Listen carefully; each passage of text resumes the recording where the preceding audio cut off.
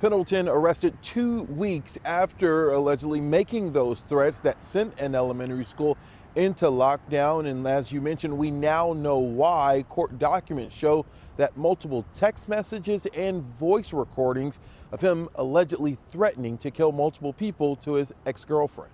35-year-old Jericus Pendleton was arrested Monday on a charge of making a terrorist threat against a school. On October 5th, police say the mother of 2 students called the principal at Oakwood Terrace Elementary School in the HEBISD, saying her ex-boyfriend made threats to the school. Most of the time we get tips from students, things like that lead us to potential threats, but in this case it was a little bit different coming from a parent. Brenda Alvarado with the Euless Police Department says the principal of the school alerted them. Court documents say the principal was told Pendleton allegedly had masks and assault rifles. The documents also say a neighbor allegedly saw him with weapons.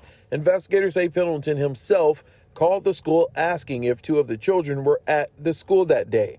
His name was not on the approved list, and the children's mother was called. The school was immediately placed on lockdown. Our officers in particular were on a first name basis with some of our principals, and they have our cell phone numbers and vice versa. And so having that tight partnership, it really allows us to communicate very fast, and we're able to accomplish things really quickly, where we were able to set up a secure perimeter at the school very quickly. Court documents paint a vivid image of what types of threats were made. Here are some of the texts. Quote, "I'll hate have to do something that will end me, up emoji, in prison forever over some little expletive, money bag emoji." The text went on to say, quote, "I bet you I make the news."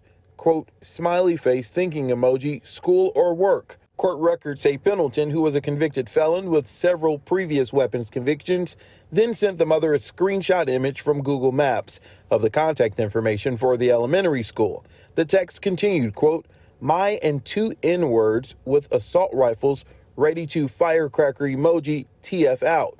Quote, "Taking everything out this expletive, police emoji, pull, up emoji, whole shootout." This wasn't just a case of us getting information and hearing something third party. We actually saw text messages and heard voicemails of that individual making those threats. When officers took the mother to the police department, they say Pendleton continued to call her phone from a blocked number. We had some phone conversations with him. He would not turn himself in, so we did work with the Texas Attorney General's fugitive squad in locating his whereabouts, and they were able to take him into custody this Monday. Now, those court documents also said that there was an argument between Pendleton and his ex-girlfriend the night before. That happened in Fort Worth, and it said that Fort Worth police responded to it. The documents also said that Pendleton allegedly assaulted the woman. This is the same woman who received the text messages. And the documents, Heather, also said that at one point during the day of the incident, Pendleton put his mother on 3-way with detectives and the woman in question. So a lot of turn of events, but everyone's safe in the end.